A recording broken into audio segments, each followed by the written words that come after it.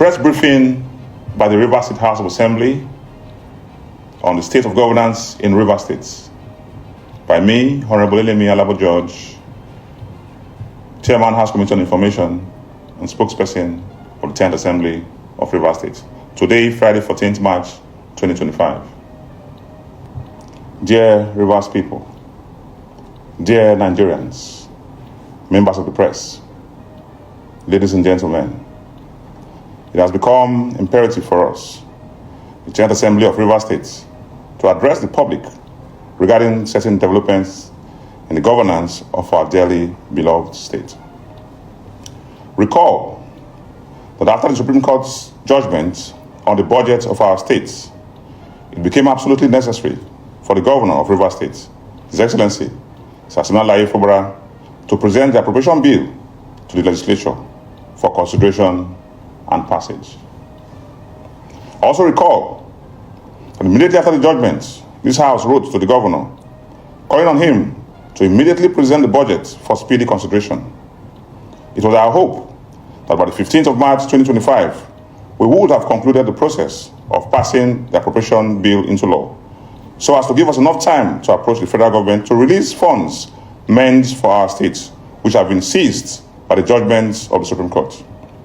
This we did in the interest of our dear states and in pursuit of peace, recognizing that no government can function optimally without a harmonious coexistence between the executive and the legislature.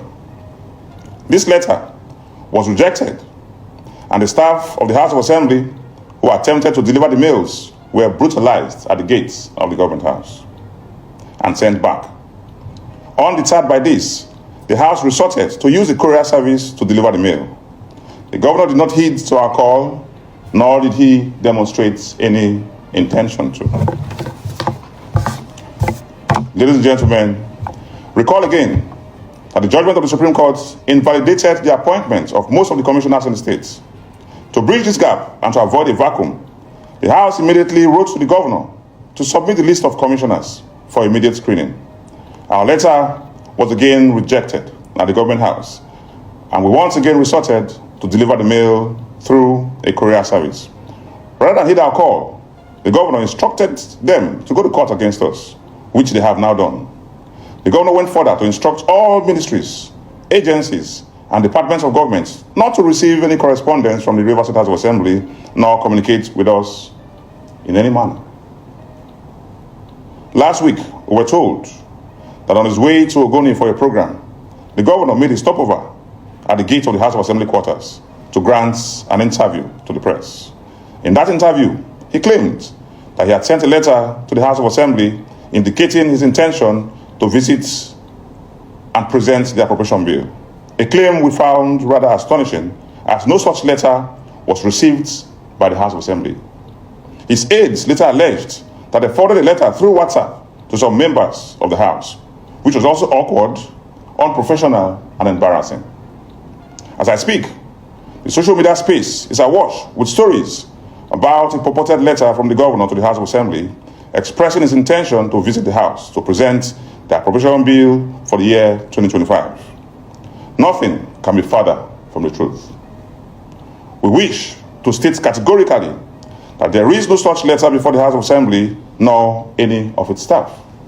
We challenge the governor and his aides to produce an acknowledgement copy of such a letter or any evidence that such a letter was sent or received by the House of Assembly. It is absolutely untrue and unfortunate. The general public must, as a matter of importance, ignore such a claim. It is now very obvious that if at all there was such a letter, the intended recipient was not the legislature, not the House of Assembly, but the public. And the clear intention was to play to the gallery, whip up public sentiments, demonize the House of Assembly, and set the public against us. This is demeaning, denigrating, and perilously unfortunate. The governor's actions demonstrate a lack of sincerity in resolving this impasse. The governor continues to try to bully and blackmail the legislature into submission. The governor must be reminded that the House of Assembly is not an appendage of the executive, and its members are not his slaves, bond servants, or serfs. We are an independent arm of government in line with the principles of horizontal separation of powers as expressed in the Constitution, Section 4, Section 5, and Section 6. It is in responding to this attitude that the Supreme Court, in its judgment, said, and I quote, "A government cannot be said to exist without one of the three arms that make up the government of the state under the 1999 Constitution. In this case, the executive arm of government has chosen to collapse the legislature to enable him govern without the legislature as a despot. As it is, there is no government in Rivers State." That was the exact words of the Supreme Court.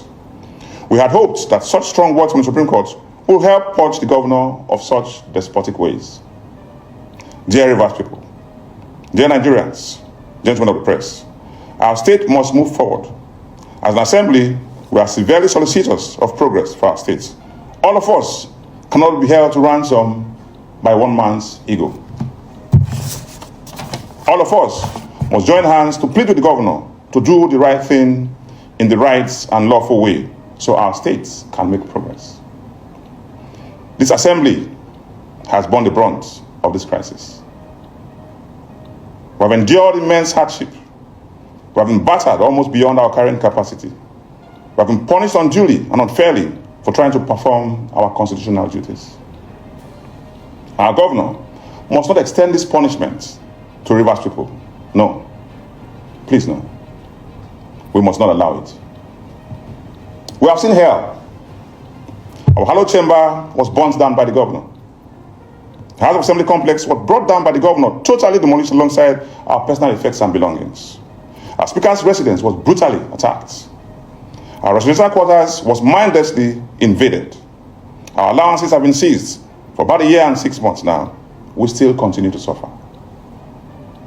Yet, we are resolved to put all this behind us in the interest of our state so that our states can move forward.